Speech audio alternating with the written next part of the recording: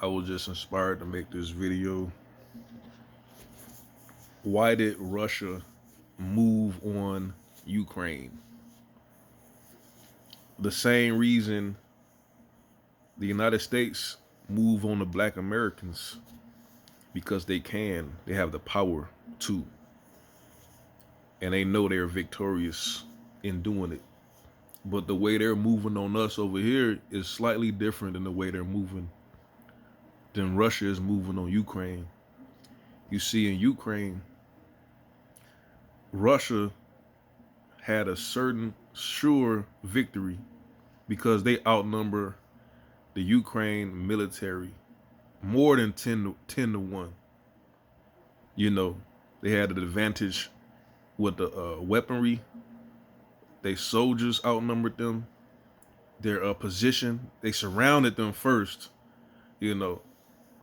And then, to make it worse, they actually tried to avoid the battle by trying to negotiate peace terms, giving them certain stipulations. We need you to agree to these and make a pledge to these certain situations. I mean, as far as like not joining NATO and whatnot, and we'll, be cool. They wouldn't do it. Now, in America, it's not necessarily that the white Americans have us outnumbered 10 to 1. That's what they want the world to believe. That's not true, because all these so-called white people are actually different tribes, different nationalities. They're not all the same people.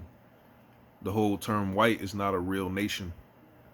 It's an idea, social construct, but they have a psychological advantage over the American Negro. So they have us in a situation, and we're too afraid to even fight. It's more a psychological defeat than an actual physical defeat.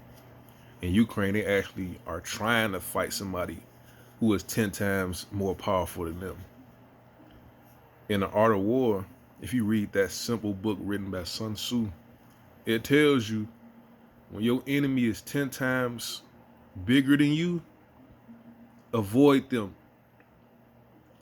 If you're 10 times bigger than your enemy, surround them. These are simple instructions. It don't tell you to fight somebody that's 10 times bigger than you. They have strategic advantage. They have oil for one, gas for one. I mean, they have more fuel than you. You run out of fuel. They have food supply. They destroyed your food supply. They destroyed your electricity, your water supply. You got no gas. The reason they did those things was obviously they wanted you to surrender, because when you look at it, everybody in your country has to eat food. That means if you got 40 million people, you need at least 40 million meals, at least 40 million meals every 3 days, because a person go 3 days without eating. You need enough water to sustain 40 million people. Hold on. Continuously. You need gasoline.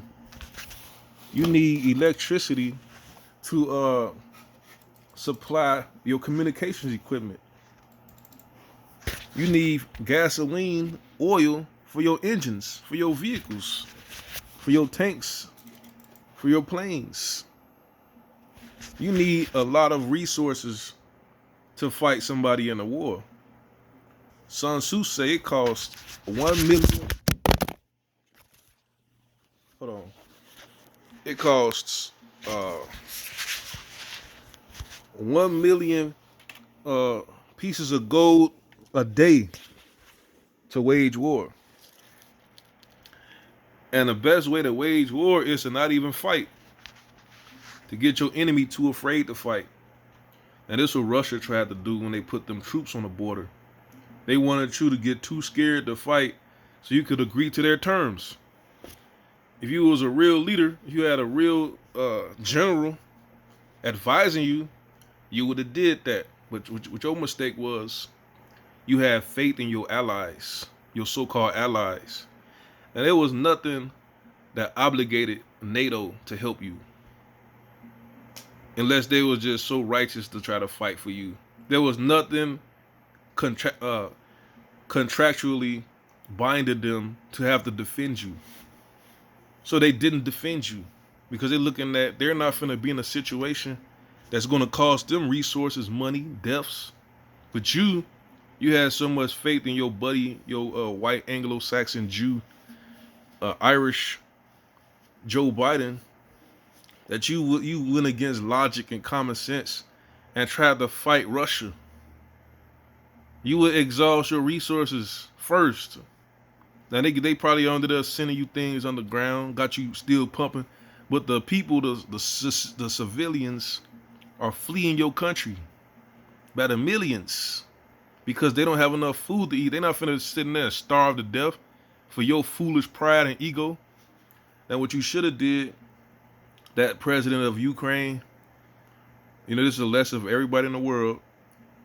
What you should have did, hindsight is 2020.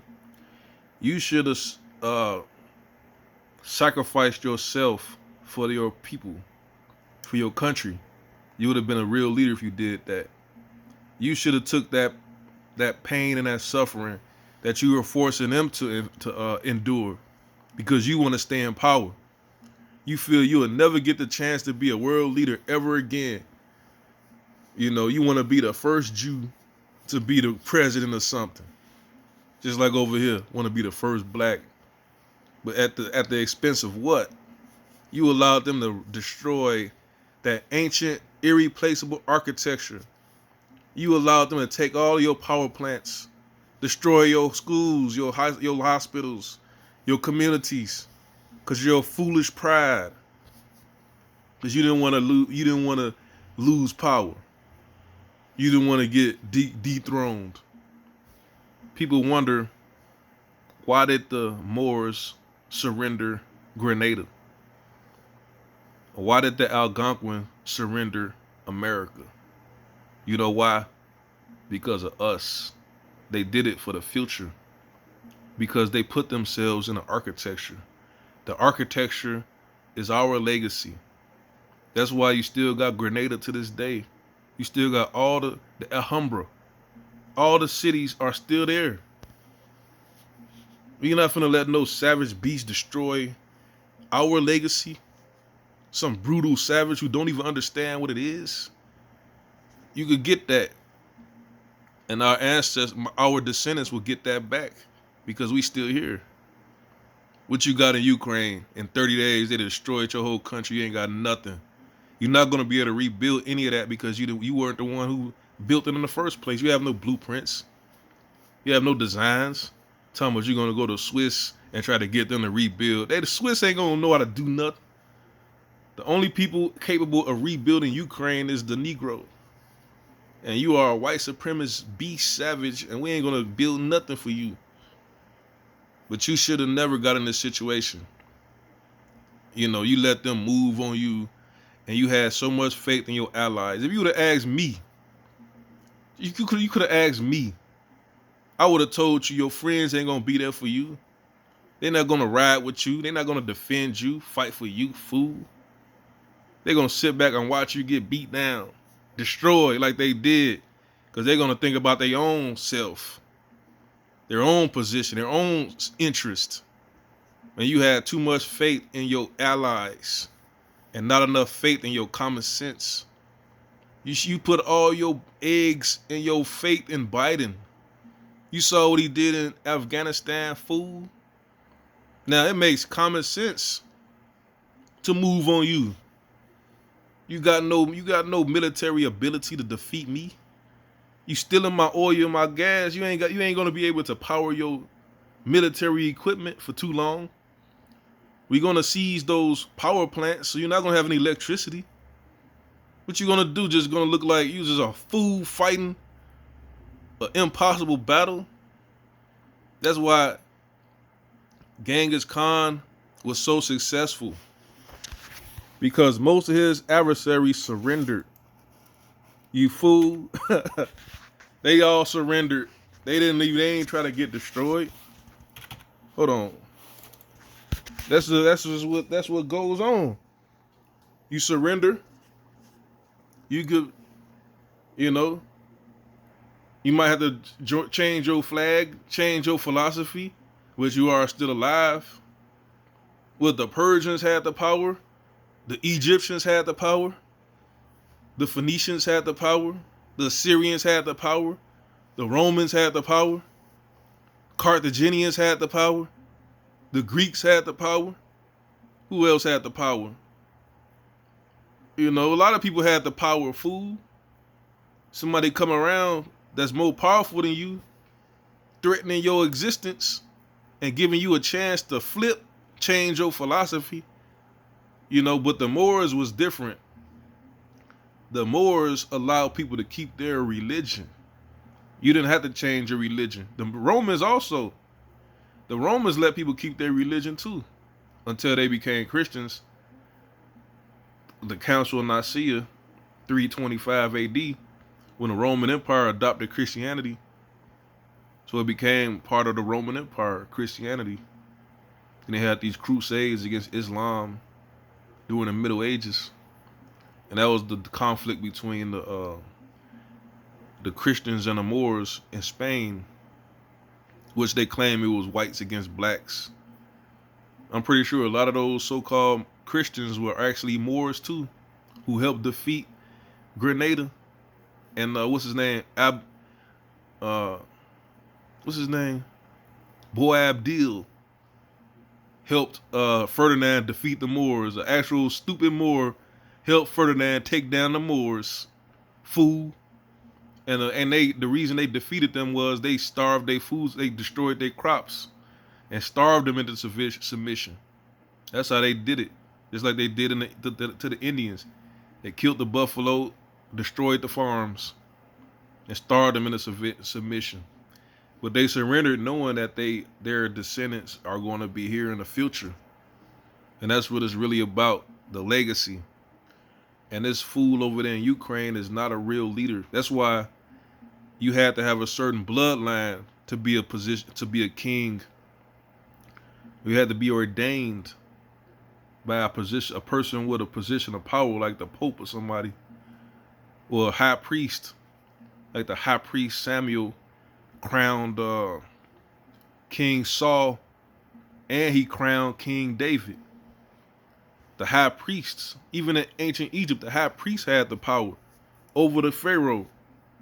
You had the priesthood and the warriorhood.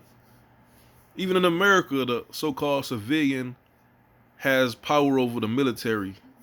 But it's not necessarily saying the priest has the power, but it still got a hierarchy. The civilian has the authority over the military. But these fools that's in these positions of power, you're gonna lose your whole country. It's like going to a dice game and going broke. Took all your money to a dice game. Put your deed to your house. Put that on the floor. Took all your money to the casino. And you left out there broke. You had one fight with Russia. You lost everything, you fool. You got to know when to fold. You got to know when to walk away. Your pride is in your own way, fool. That's why you got moved on. And being moved on don't necessarily mean you're going to lose. Even Sun Tzu say you got to compromise. You're not going to get everything you want. And sometimes you got to sacrifice for the betterment of others. You can't have your people out there getting blown up in the smithereens and fleeing to the other countries because you was a fool. You don't know how to negotiate. You don't know how to surrender. You don't know how to do what it takes to preserve your nation and your legacy. And that's what the one thing that the so-called ancestors of the American Negro did. They made sure that they had a legacy. And we will find our way back to who we are, because we left a trace in our architecture, in our designs, in our civilizations. We put ourselves there. We put breadcrumbs all over the world. You know, this is a master chess game. When you make a move on chess, You could establish yourself with a position. You know, you could retreat. You can move forward, or you can move on another piece. And usually, when you move on a piece, that piece could be a threat to one of your pieces, the queen, the king. Sometimes you ain't got no choice but to move on a piece. If you got a king in check, you got to take that piece down. Or if you see an opening, you see a weakness, you move on that opening, and you might have to actually move on that opening with the knowledge that you will be taken out too. You know, you got to put that, what they say, a sacrifice pawn, or take that take that down just to get that opening. They're gonna take you down, but this other piece gonna go get right in there and set up a position to take your king down. You know, this fool wasn't playing right. You had too much. You didn't have reality on your side. The reality is you didn't have the military prowess. You didn't have the supplies to go toe to toe with Russia. You had faith that NATO was going to help you, and it was only their uh, benevolent, they righteous, they generous, whatever you want to say, their honor. They was going to come to your defense, but there was nothing obligating them to that contractually to come to your defense and fight for you. And you should have known that, but you was just such a fool trying to be accepted, and they don't see you as worth being in a World War III, IV. Who is you? You a comedian. You ain't no leader. You shouldn't even be no president. You want to jeopardize the security of the world because you don't want to step down. Talking about some democracy. You a fool. You don't do that. You got to think about the legacy. Even say you do win, somehow you do get a victory, or say you cause Russia to retreat. They done already wiped you out. You're not going to be able to rebuild that infrastructure.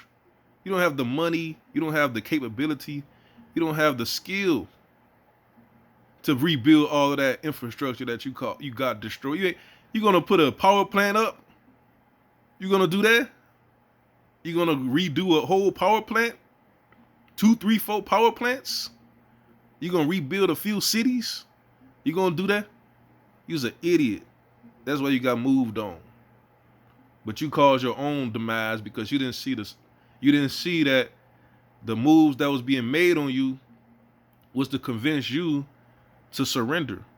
But you was too prideful to surrender or to negotiate to those terms. Even before the first attack, you had ample opportunities to submit to those demands for the betterment for your country. You wouldn't do it. You refuse to do it. That's why all over the world you see our ancient civilization still intact, because our people did that for us. They surrendered for us.